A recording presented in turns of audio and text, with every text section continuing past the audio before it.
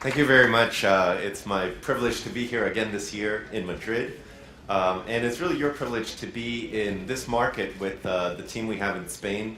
I think you have a unique situation where the innovation that comes out of our engineering team is very close to you as our customers and our community.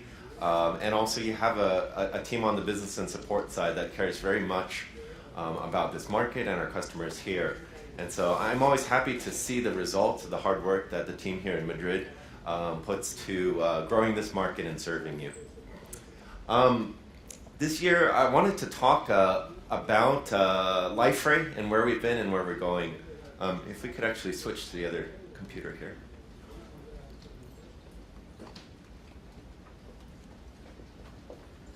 Switch slides, please.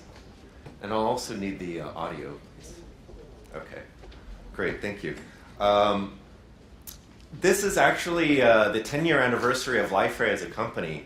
The open source project started in the year 2000, but we became a company in 2004, and now in 2014 we're celebrating 10 years. This is a photo from our annual retreat that we have every year in Southern California. This is most of our employees, their families, spouses and children. And I think here we had about 450 people. As of about June of this year, Liferay worldwide was 550 people. And you know, it's one thing to have a lot of people, but what's very unique about our company is just how global we are.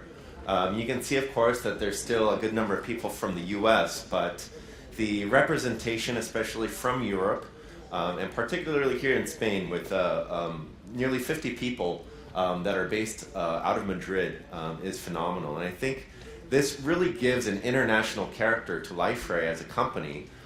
When we plan the product, when we make decisions like, you know, the user profiles, and the team here tells me that in Spain you need to have 2 family names because of the way that the tradition here is.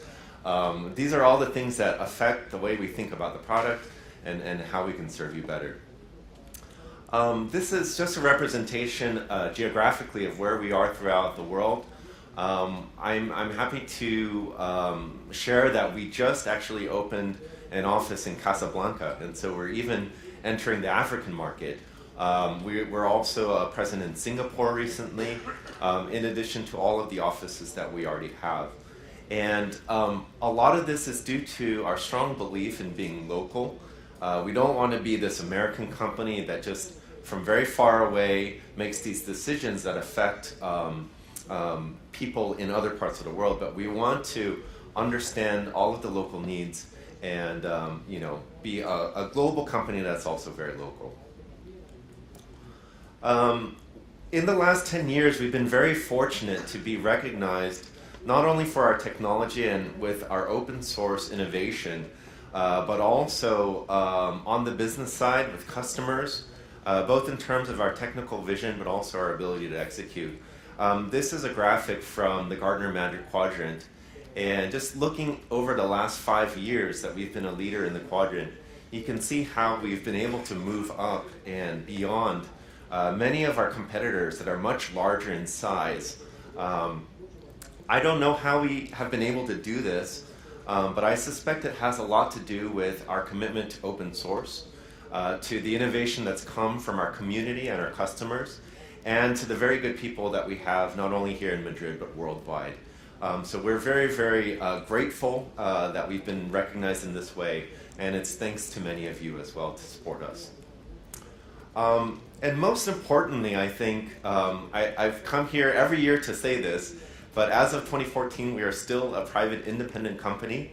There was a report that was made this year that shows the top 20 open source companies with momentum in the market, and Liferay was number 16. 2 years ago, we were number 17, but one of the higher companies got acquired by TIBCO, so we moved up one step. But you can see the sheer amount of money that it can take to form a company and make it successful in the marketplace. And we've been very fortunate to be able to do that without outside investment. So because of that, we're able to make lots of decisions that benefit ultimately you and our employees and the community. During that time, we've been able to power all kinds of different websites, intranets, and portals. This is an example of one of those. This is a company called Banyan Tree that has luxury villas in Southeast Asia, Thailand, China, and Korea. And they built this website using Liferay and our content management system. But we don't only focus on these kinds of customers that pay Liferay to support them. We're also very proud of users of Liferay, like Heron Lo, which is a Dutch group. It's a nonprofit in the Netherlands, and they use Liferay to create an interface to the internet for disabled people. And Jorge will share a little bit more about that later. And so with this open source model, we're able to reach some of the biggest enterprises that some of you represent here, and then we're able to also support nonprofits and smaller organizations that need the same kinds of advanced technologies that the big enterprises do. And then I think the proudest thing for me about what we've been able to achieve over the last 10 years is that through all of this growth, through all of the different mistakes that I've made, different mistakes that Liferay's team has made, we still are able to have employees who are passionate about this company and care very much about it. And I hope the audio is ready because we have just a short video to show for that.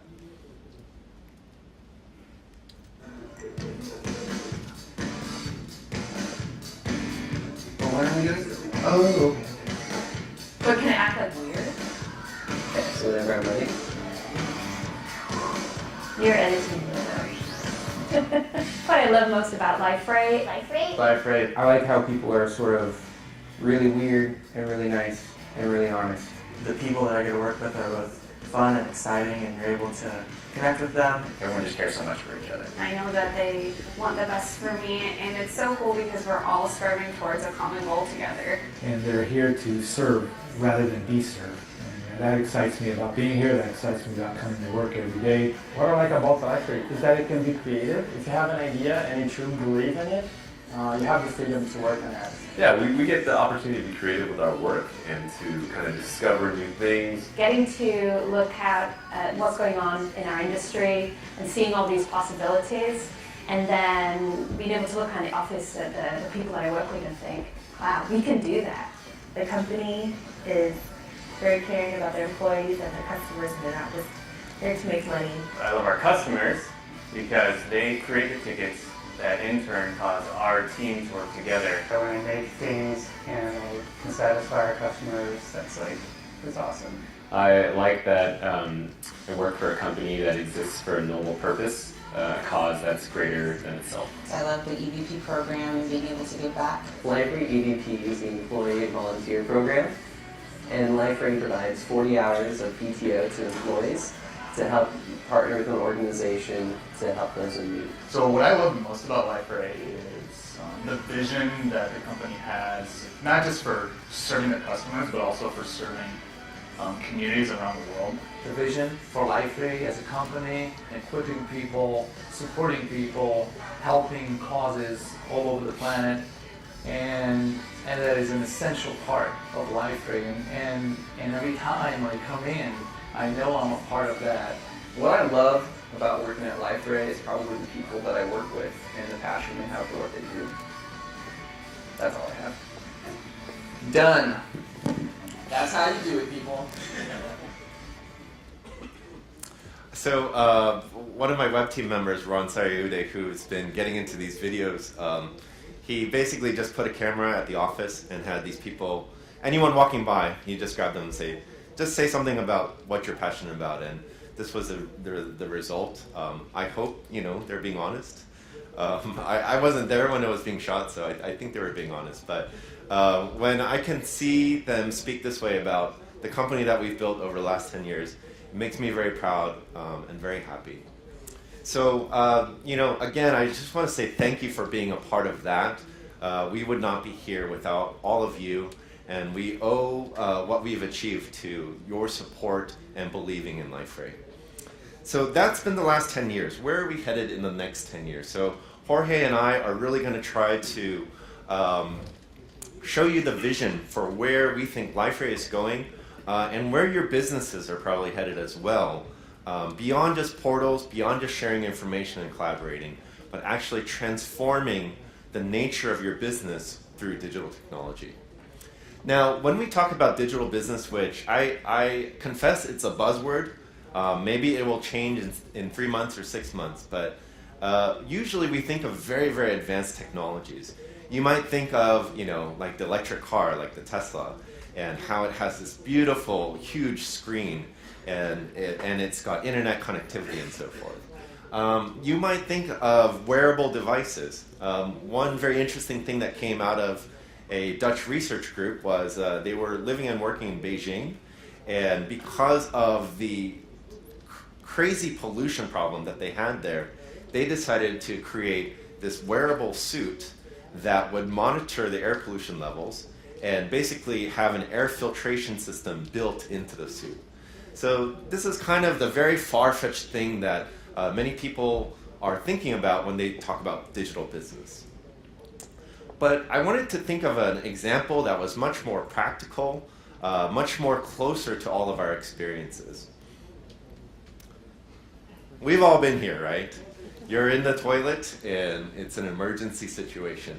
And why does this happen? Because our way of checking on the bathroom state is very, very archaic, right? We have this hourly schedule. Every 60 minutes, someone comes by to check that everything is okay. And when we think about making this business process digital, the very naive assumption would be to take this sheet of paper and put it on an iPad, right? But this still doesn't actually solve this problem. What if we actually rethink what's possible with digital technology and the internet? So before you even get to this situation, you could conceivably have a sensor on the container that says, actually, you've only got half an inch left, and so you better come back and refill the toilet paper. You could have sensors on the ground so that if someone spills water and there's a danger of slipping, it will actually alert the maintenance crew that they need to clean it up. I thought of a couple of more quick examples before we go deep in the area of marketing. So one is education. Of course, this is something that all of us care about. Jorge and Carol, their daughter just started school a few weeks ago at a Montessori school. And it's very out of their way, but it's the best school for Eva, and so they go to the trouble of sending her there. So this is something we're all very passionate about. But what if this girl on the very left here is actually scanning the same area of the page over and over again, right? So she's not actually making progress. And could the book actually recognize her eye movements and say, this is the word that she doesn't understand, or this is the concept she doesn't understand? Or maybe over time it analyzes and realizes that when we use examples from her own personal life, things that she's familiar with, she's able to comprehend things much better.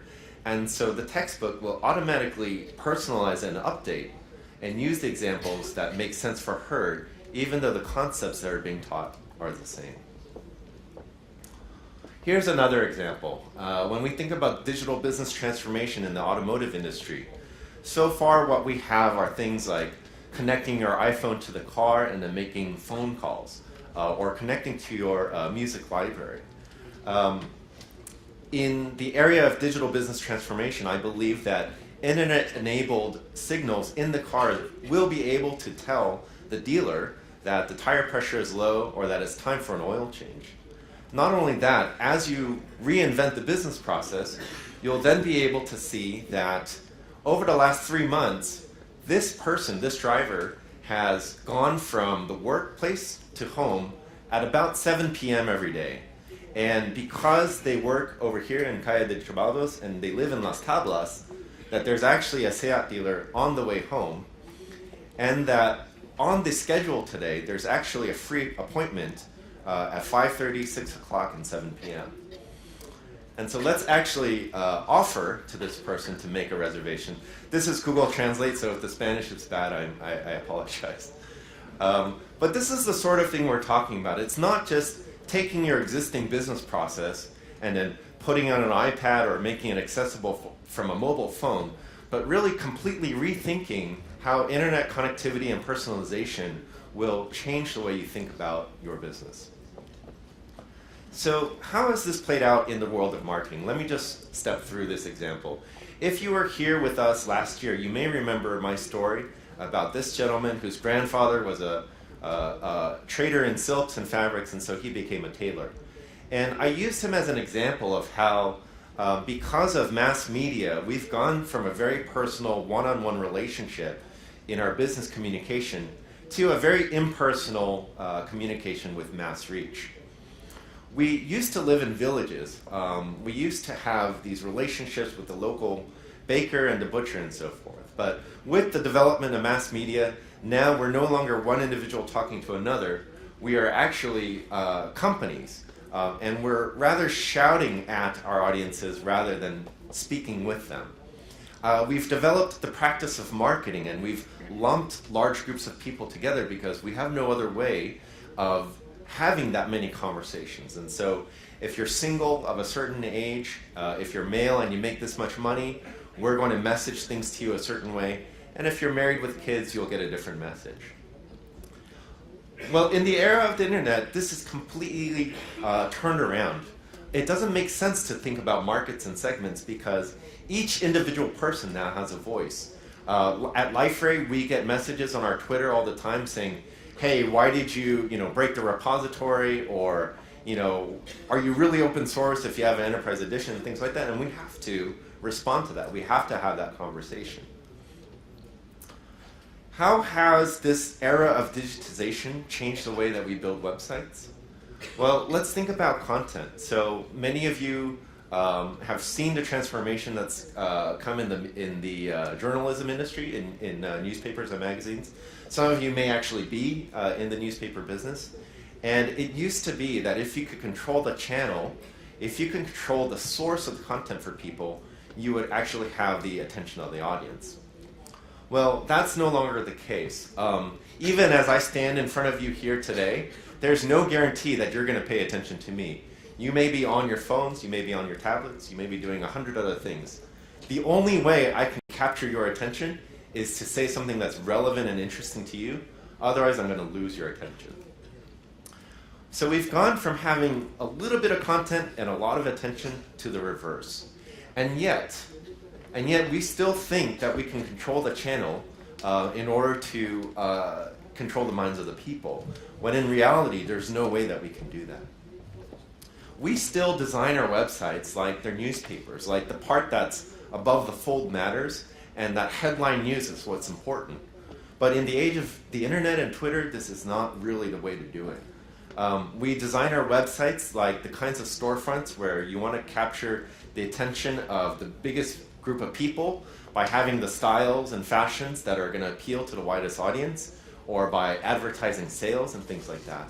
And I'm sure all of you have experienced the kinds of internal battles when marketing and training and sales all want a piece of that front page website because they think that that's where people are going to enter into your web content. But the reality is that this geographical space that mattered so much in the past just doesn't matter in the same way. In the digital era, you have to have relevant content over headline news. This is a photo of Amazon warehouse. I personally don't like Amazon very much. I don't think they're a very good company or ethical company, but they are a fact of life. In 2014, it's very hard to avoid ordering from Amazon, and this is why, because any individual, no matter how specific, no matter how niche your interest is, they're going to have it, and you can order it, and it'll be at your doorstep within 3 to 7 days. And it's the same thing with our websites. No matter how specific the interest is that the customer has, specific question about your website, one Google search and they should be able to find it, right? So how do we rethink not only our websites, but the way that we develop content in this digital era? One concept I've talked to you in the past about, which is very important, is content marketing. And this is a very, very simple concept, and it's really just giving people the information that they need. This man, he is in the business of selling swimming pools. That blue thing in the back is a swimming pool. In 2007, 2008, with the financial crisis, the orders for swimming pools dropped, and he was about to go out of business. He pulled out all his credit cards. He took loans from his family in order to basically survive for about 3 to 6 months during this crisis. And during that time, he did a lot of soul searching, and he asked himself, what can I do to change my business? And he looked at his website, and he realized that his website was like the old way of doing things, which was, it was a glossy brochure. It said all these great things about himself. It said, we're the best swimming pool company in the area. We'll give you the lowest prices, blah, blah, blah. But call us to find out more. And he completely changed that around. And he thought, when I use the internet, I search on Google and I try to find the answer to a question. So on my website, I'm just going to have a bunch of answers to the questions people have when they're buying a swimming pool. And what was the result? The result was that after spending about 30 pages worth of time on the website, people would buy 80% of the time. That means out of every 5 people who called him, 4 of them would buy from him. And if you read this article, I really encourage you to look it up. One of the most interesting things is he had a page that listed all of his competitors. And it didn't list his own company at all. It just had all of the competitors. Well, guess what happened? People would find that site, that page. They said, it's very useful. I'm going to make a link to it from my blog. I'm going to make a link to it from my Facebook or my Twitter. All these links started coming into this page. And so Google, of course, we don't know what their algorithm is, but they said, oh, this is a very reliable, credible source of information. We're going to increase its ranking in the search results. And over time, it was the #1 search ranking, not for his company, but for his competitors. So when someone looks for Bob Smith swimming pools, it goes to his website. And once they're on his website, they say, wow, this list is very useful. I want to see what else is on there. They would start clicking, they would find answers to all their questions, and eventually they pick up the phone and they call him. Your website is not a storefront. You don't have to get everyone through that front page, right? Stop fighting over the front page, because what you need to do is put relevant content out there, have Google find it, and then serve that content to the specific individuals. So we've taken this lesson to heart at Liferay. We believe in multiple storefronts. If you go to liferay.com today, it looks like this if you're a first-time visitor. But the moment you fill out a form or identify yourself, we show you different content. One of the things was our events team. They said, we want to have a banner on the front page for our events. And we said, well, someone who's coming to liferay.com for the first time doesn't care about our events. They're not going to come to this symposium if they don't even know what Liferay is. So we said, okay, what should we do? Well, if they come to Liferay several times, or at least the second time, that means they're more interested. So then we can show them information about the events. We've also been creating many microsites. This is a marketing campaign to CMOs and HR people in the German-speaking regions of Europe. We also have one for US financial services companies. Of course, we develop a site for all of our different events, which you've probably visited before coming here. And then we still have sites like our customer portal, which are for those who actually become subscribers of Liferay Enterprise. So with all of these different microsites, the lesson is, in the digital era, you can give people specifically what they want. But this leads us to another big problem, which is, I think, the one that we want to help you solve. And that is, when you're transforming your business, when you're internet enabling your cars and your refrigerators and all of these devices, and you're collecting all of this information, you're understanding your customers, how do you put it all together? How do you make sense of all of that information? In the past, we thought of portals primarily as a way to get all of these systems, SAP, Oracle Financials, legacy systems, and get it all into that one storefront, right? But now there's many storefronts. It's not just, of course, our portals and intranets, but now, of course, we have all these mobile devices. Some of you may be using our events app, and depending on which events you select. We may know, something more about your preferences. But there's also internet-enabled devices, of course the Apple Watch, the Nest thermostat, cars, all of this stuff. How do you deal with not only those systems and not only these interfaces, but also all the different individuals, the different groups of people, customers, and the different stages of the buying journey that they're on in a single platform? Well, that's the story that Jorge, my friend and colleague, will tell you today. And I hope that it's very exciting for you. So, Jorge, if you could come up.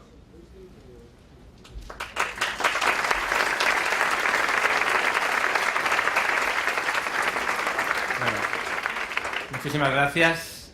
Bueno, es un placer un año más ver tantísimas caras conocidas y bueno, me alegro mucho también de ver a las caras nuevas. La verdad es que estos aplausos para empezar vienen fenomenal y si lo unes a esto, pues me siento un poco como Madonna ahora mismo, pero no os preocupéis que no voy a cantar, a lo mejor luego esta noche, pero no hoy. Lo que voy a hacer es hablaros un poco más de Liferay y cómo ha evolucionado Liferay durante este año, que ha sido un año tremendamente excitante y que nos ha permitido la posibilidad de presentaros bastantes novedades muy interesantes y voy a mencionar específicamente dos. Pero quería empezar con una muy buena noticia que no sé si habéis leído ya, y es que, bueno, para los que no lo conozcáis, esto es el cuadrante mágico de Gartner, dice cuáles son los mejores productos de plataformas de portal, en este caso, y Liferay, bueno, fue uno de los primeros productos open source que apareció en un cuadrante mágico, apareció por aquí, y a lo largo de los años no ha hecho más que subir, y este año hemos pegado un salto bastante importante, pasando a empresas que hubiera parecido totalmente imposible incluso para nosotros hace un mes, no digo hace 10 años, cuando la empresa empezó, como Microsoft y Oracle, con productos tremendamente conocidos y usados como pueden ser SharePoint y Web Center. Pero quería poner esta transparencia no para decir eso, quería poner esta transparencia para, en la línea de lo que ha comentado Bryan, decir que nuestro objetivo nunca ha sido ni nunca va a ser subir en este cuadrante mágico. Es una consecuencia que evidentemente pues nos alegra, porque siempre, por mucho que tú te digas que haces las cosas bien, si no te lo dicen fuera, pues probablemente te estás mintiendo a ti mismo. Nuestro objetivo siempre ha sido muy diferente, nuestro objetivo siempre ha sido aportar valor. Y este año, quizá más que nunca, ha sido un año de profunda reflexión para nosotros. Ha sido un año donde nos hemos preguntado cuál es el máximo valor que puede aportar una plataforma de portal hoy. ¿Cuál es el máximo valor que os puede aportar a todos los que estéis o los que tenéis una inversión en Liferay o los que estáis a punto de tenerla? Y no solo hoy, sino también en el futuro. Y lo cierto es que quizá, bueno, ha dado la casualidad de que ya tenemos un determinado tamaño, hemos hecho una serie de fichajes increíbles, muchos de los cuales conoceréis durante este evento. Ha sido un año de gran innovación, donde hemos repensado muchos factores de cómo está hecho Liferay, o hemos incluso visto nuevas formas de usar lo que ya teníamos, que estaban ahí, pero que, bueno, que digamos que, dado que no se construyeron para eso, no se había pensado. Y esa innovación no ha sido solo dentro de la propia Liferay, ha sido también en el ecosistema de partners y de clientes. Es muy interesante. Y una de estas ideas, como decía antes, es que hemos visto la posibilidad de usar las capacidades que ofrece Liferay mucho más allá del concepto de plataforma de portal. Y esa es una de las ideas clave que quiero transmitiros hoy. En concreto lo voy a centrar en lo que yo considero que son dos pilares fundamentales de cómo puede sacarse el máximo partido de una plataforma como Liferay hoy y en el futuro cercano. El primero de ellos es un concepto que quizá hayáis oído. Es, como todas las cosas, pues aunque existan de antes, en el momento en que le das un nombre, de repente empieza a ser mucho más conocido y se empieza a aprovechar mucho más. Este yo creo que es uno de esos ejemplos. Es el concepto que se denomina, o Gartner denomina, Headless Portal. ¿Qué es un Headless Portal? Básicamente, una forma metafórica de verlo es, nosotros hemos estado construyendo unas raíces muy fuertes para ser capaces de construir un árbol, que son los portales, ¿no? Una plataforma de portal sobre la que se pueden construir muchos portales. Pero de repente, analizando esas raíces, te das cuenta de que son tan fuertes y son tan útiles que pueden usarse para construir muchas más cosas. Si nos imaginamos Liferay yendo a un plano un poco más técnico, como una plataforma de servicios reutilizables sobre la que estamos construyendo portales, lo que estamos viendo que está empezando a pasar ya es que se están construyendo no solo portales, sino todo tipo de aplicaciones empresariales para todo tipo de dispositivos. el ejemplo que ha mencionado Bryan es muy significativo, ¿no? Es una aplicación, en concreto hecha con una tecnología que a bote pronto no tiene nada que ver con el mundo de los portales, que es Angular, para ofrecer un acceso a Internet simplificado para personas con discapacidad psíquica. Y es un ejemplo muy bueno porque muestra también la versatilidad técnica que tiene el producto. Pero al fin y al cabo es una aplicación web. Entonces, me voy a centrar en un mundo completamente distinto de las aplicaciones web, bueno, tampoco completamente distinto, pero que realmente está ahora mismo muy en boga, que es el de las aplicaciones móviles. Y para ello os voy a hacer una pregunta, que es, ¿cómo se desarrolla una aplicación para un móvil? ¿Alguien se atreve a responder? El primero que vaya a participar en este evento. Ya se he metido miedo ya. Bueno, normalmente cuando surge esta conversación, pues enseguida la conversación deriva en, bueno, pues lo mejor es hacer las nativas, porque la interfaz de usuario, no, mejor es HTML5, así aprovechas el conocimiento en la web, no, lo híbrido es lo mejor de los dos mundos. Y la realidad es que hay muchas opciones que son muy buenas y muy interesantes, pero no os voy a hablar de esto. Os voy a hablar de lo que probablemente muchos os hayáis olvidado, o casi todos nos hemos olvidado realmente, que es, ¿y qué pasa con el lado servidor? Así veo, mira, Miguel Ángel le veo así, me he olvidado. Y esto es una anécdota real. Uno de nuestros grandes fichajes de este año, José Manuel, viene del mundo de las aplicaciones móviles, y una anécdota que me contó realmente es, estando desarrollando una aplicación para, no sé si era una startup o una empresa grande, habían discutido todas esas tecnologías, habían decidido la tecnología de la aplicación, que si, no sé si iba a ser nativa o híbrida o HTML5, etc. Y de repente, no sé si al principio o durante el desarrollo alguien dice, oye, ¿y el lado servidor? ¿El backend, usando un término más técnico? Y entonces la siguiente pregunta de alguien es, ¿alguien del equipo sabe Java? Y podréis sustituir esto por, ¿o sabe Ruby on Rails? ¿O sabe Django? ¿O sabe Node.js? Acaba siendo un pensamiento que se nos olvida. Y sin embargo, para toda aplicación empresarial para móviles es fundamental tener un lado servidor potente, no algo que desarrollas rápido para dar soporte a tu aplicación móvil, ¿no? Y es algo que olvidamos. Muchas veces acaba haciéndose lo que se hacía en su día con las aplicaciones web, que es desarrollarlo desde cero. Y una de las cosas que nos decía el propio José Manuel es, veo lo que tiene Liferay y el 80% de lo que yo he hecho para dar soporte a una aplicación web ya está. ¿Os suena esa historia? Es un poco el objetivo que siempre hemos tenido al construir Liferay como plataforma para dar soporte a portales. Dar ese 80% que os permitiera enfocaros, centraros en ese 20% restante. Y resulta que ese 80%, o una muy buena parte de ello, también es útil para el desarrollo de aplicaciones móviles. Al final, el objetivo o el motivo de eso es esa cantidad de servicios reutilizables, muchos de los cuales son precisamente necesarios o tremendamente útiles también en el mundo de las aplicaciones web.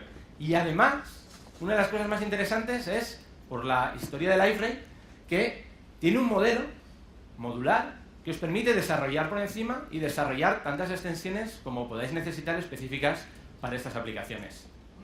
Por supuesto, esto no nos lo hemos inventado nosotros, y de hecho ya hay muchos ejemplos en el ecosistema de Liferay donde están haciendo esto, donde están aprovechando el conocimiento que tienen de Liferay para decir, anda, pero si esto lo podemos reutilizar y nos ahorra muchísimo tiempo. Pero voy a ser completamente honesto con vosotros, hay un problema. No un problema, probablemente para muchos de vosotros que ya conocéis Liferay no lo sea, pero la realidad es que a día de hoy requiere conocer bien Liferay. Si tú conoces Liferay, quizá porque estás aprovechándolo como plataforma de portal, te das cuenta de ese valor que tiene, de esos servicios que puedes reutilizar, y los conoces bien y sabes cómo usarlos. Pero si no conoces Liferay en absoluto, y a lo mejor incluso dentro de vuestras propias organizaciones y empresas hay otros departamentos que son los que están haciendo aplicaciones móviles que no conocen Liferay, no les interesa, pues hay una barrera, ¿no? Hay una barrera, y ese es uno de los objetivos que teníamos con el primero de los lanzamientos que os voy a enseñar hoy, que es Liferay Screens.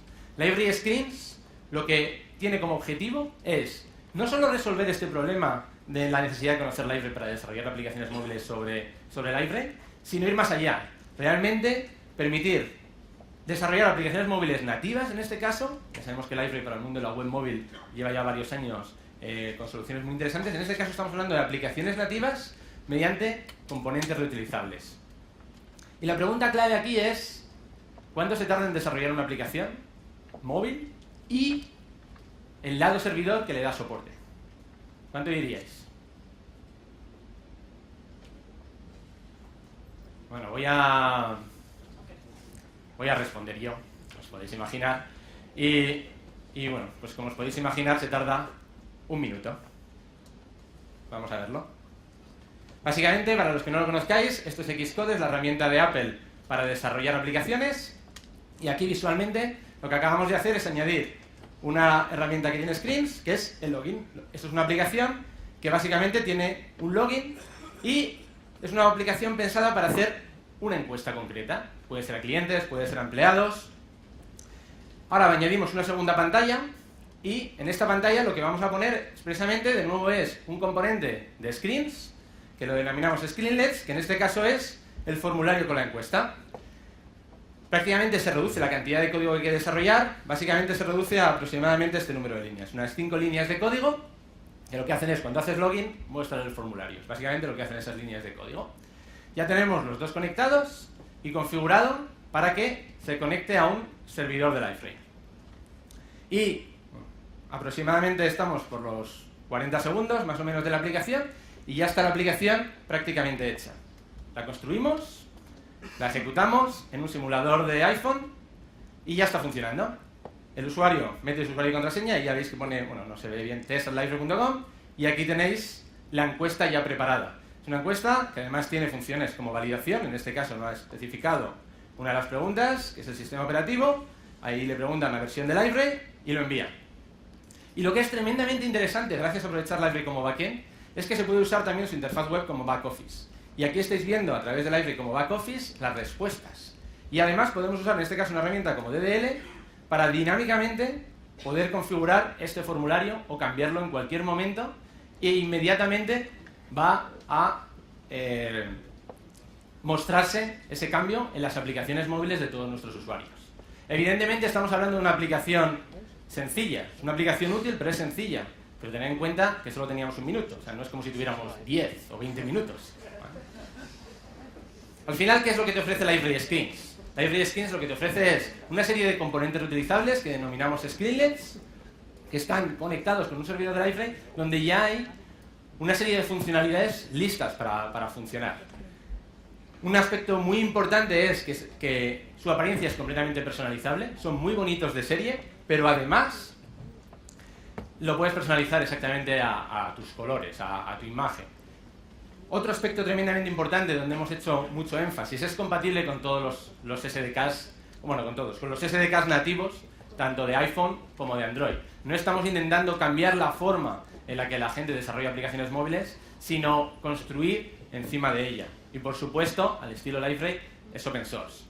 Esto evidentemente es mucho mejor, ¿no?, que el pensarlo a posteriori y hacer un desarrollo. Pero la pregunta que a lo mejor os queda, sobre todo después de la charla de Bryan, es ¿y esto es solo para móviles? Y la respuesta evidentemente es no. Esto está preparado para todo tipo de dispositivos que tengan una pantalla, como pueden ser, por ejemplo, los smartwatches. Y de hecho, en la sesión técnica, en el track técnico, os vamos a hacer una demostración de una aplicación hecha para este reloj en particular, que si os habéis fijado en la muñeca del Ceno, que está por aquí dando vueltas, lo habréis visto. Pero de nuevo, esto no es todo. Quizá uno de los buzzwords oficiales de este año es el Internet of Things.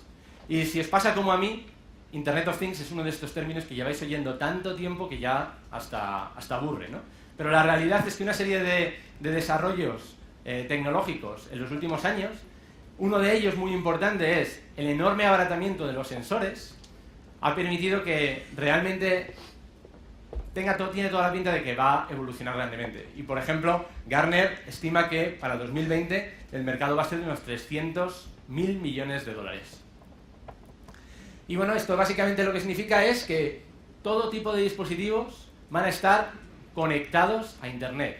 Y cuando la gente dice conectados a Internet, a veces no piensas qué significa eso. Y si yo quiero aprovechar un dispositivo donde a lo mejor a mis clientes, a mis usuarios, a las personas con las que interacciono en general, quiero ofrecerles algún tipo de valor añadido, necesito ser capaz de que interaccionen conmigo.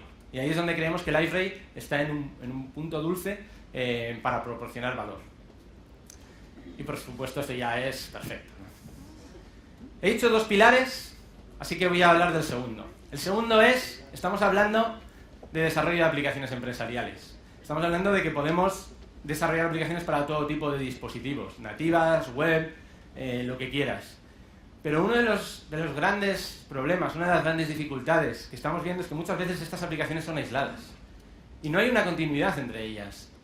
Y creemos que uno de los focos más importantes durante los siguientes años tienen que ser en enfocarse en no solo desarrollar aplicaciones, sino desarrollar experiencias, integrando nuestras aplicaciones con a lo mejor los del vecino o integrando las aplicaciones que hacemos nosotros mismos. Esta es una frase que nos gusta mucho, de hecho la tenemos en una columna en la oficina, y que ayuda mucho a darle la importancia que requiere esto, ¿no? Es: la gente olvidará lo que dices, la gente olvidará lo que haces, pero lo que nunca van a olvidar es cómo les hiciste sentir. Y si eres de los que os gustan mucho más los datos y las estadísticas que las frases filosóficas, os paso con Gartner, que es, en una encuesta preguntaba si la experiencia online, cómo se ha sentido en una experiencia online, ha influido a la hora de comprar productos o servicios de una determinada marca. Y la respuesta es increíble, es un 97%, no estamos hablando ni de un 20, ni de un 50, ni de un 70, un 97%.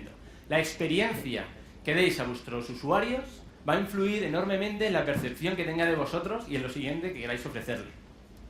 Sin embargo, sobre todo en este contexto multicanal de muchos dispositivos, muchas veces nuestra experiencia no es para nada agradable. Seguramente todos hayáis vivido una experiencia similar a esta, ¿no? Voy a poner un ejemplo de un usuario que quiere contratar un determinado servicio a una empresa. Seguro que os podéis imaginar la vuestra, prefiero no poner ningún ejemplo concreto.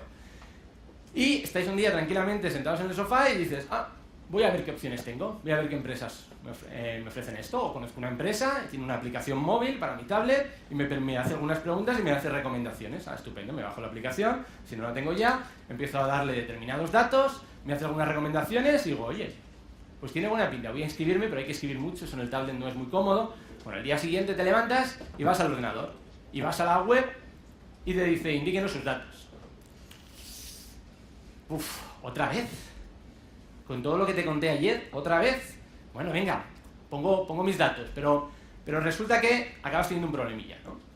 Y entonces dices: bueno, hay un número de teléfono, ahí está bien grande, si tienes un problema llamo al número de teléfono. Y llamas al número de teléfono y te dicen: ¿podría decirme su nombre para dirigirme a usted?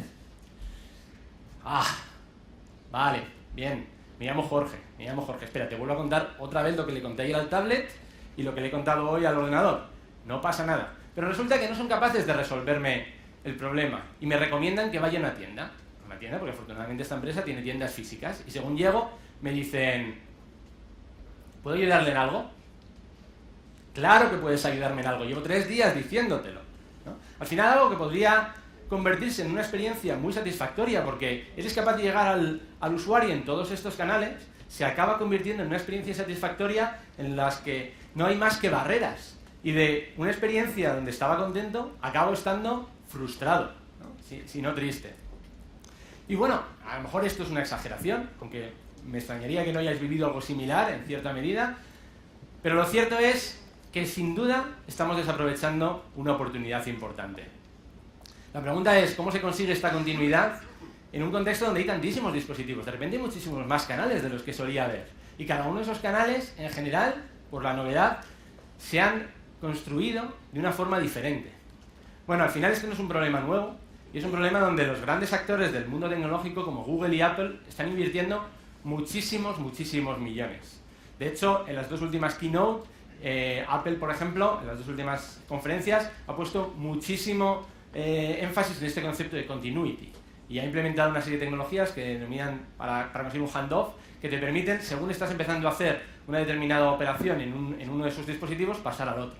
Y si usáis Gmail, por ejemplo, pues sabéis que puedes empezar a escribir una aplicación de móvil, puedes empezar a escribir un correo en el móvil y cuando llegas al ordenador tienes el correo a medio escribir. Hay muchísimo dinero puesto detrás de esto. Si usáis Spotify, por ejemplo, sabéis que podéis estar escuchando una canción en el móvil, lo paras porque llegas a lo mejor a tu casa, a la oficina, lo pones en la aplicación del ordenador y ¿qué pasa? Exactamente en el mismo sitio. Eso sí es una experiencia placentera, una experiencia que hace tener mucha más confianza a vuestros clientes en vosotros. Y además, si estas empresas están invirtiendo muchísimos millones en ello, bueno, pues todos vosotros tendréis muchísimos millones preparados para hacer esto, ¿verdad? ¿No? Bueno, no pasa nada. Podéis usar Liferay, por supuesto. Al final, Liferay puede ayudar de varias formas. Quizá la forma más obvia y más sencilla, y que es ideal en aquellos casos donde sea posible, es usar un determinado software de servidor. Si hemos visto en el pilar anterior ese valor que tiene Liferay para dar soporte a muchos de estos tipos de canal, evidentemente si puedes construir todos estos canales sobre una plataforma única, eso es estupendo. Facilita muchísimo conseguir una integración, un conocimiento de lo que está haciendo el usuario a través de todos esos canales, incluido el audio, ¿no? Es uno de los usos bastante habituales de Liferay, el construir una interfaz para los call centers.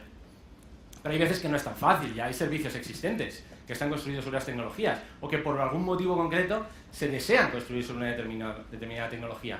Y aquí es donde Liferay también aporta muchísimo valor por su herencia como plataforma de portal, porque siempre ha sido tremendamente importante la facilidad para conectarse con otros sistemas y con otros sistemas, tanto para recabar información como para enviar información.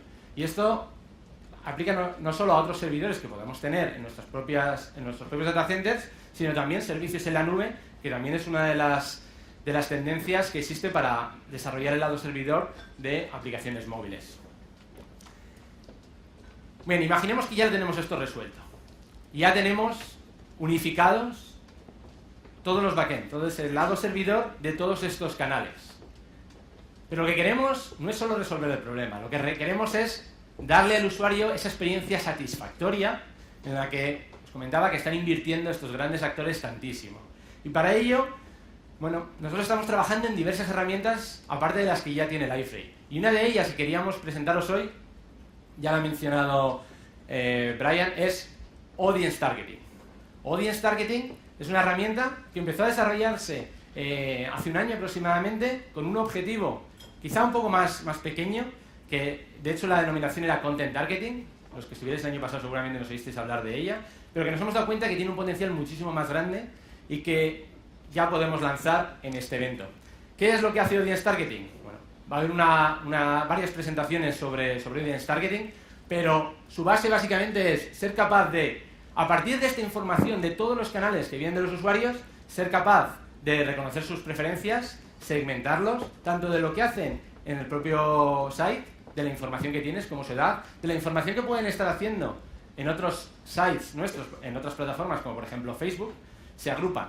Y luego, en función de esa agrupación, se le pueden mostrar contenidos personalizados, pero no solo está limitado a contenidos personalizados, sino a realmente permitir personalizar todo aquello que quieras ofrecerle al usuario.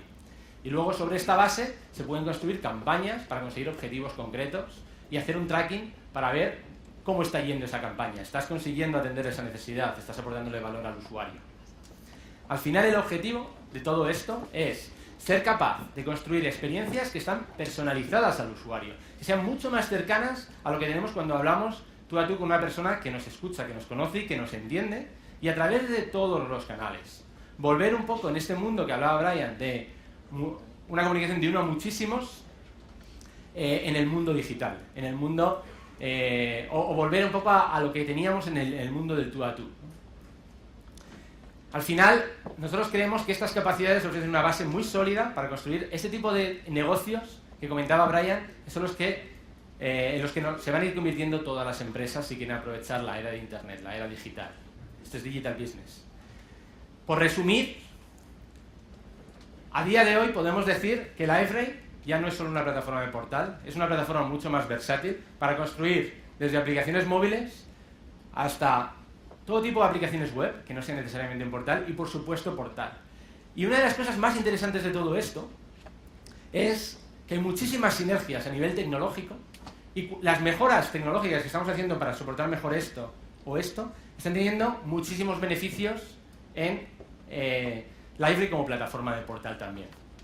Al final, lo que queremos es, a través de esta estrategia, conseguir que realmente Liferay sea una base para conseguir una experiencia de usuario fluida y personalizada. De hecho, quizá a día de hoy, más que plataforma de portal, un término de nuevo acuñado por Gartner y que está empezando a ser más extendido, pero que, como decía Bryan, igual mañana pasa de moda, pero en este caso, y ahora sí que representa un poco lo que es Liferay a día de hoy, es una experiencia para construir experiencias de usuario, multicanal. Y hacia lo que estamos invirtiendo y queremos ir es un concepto más amplio todavía, que es realmente que sea capaz de soportar esa transición y ese crecimiento de negocio digital. Muchas gracias.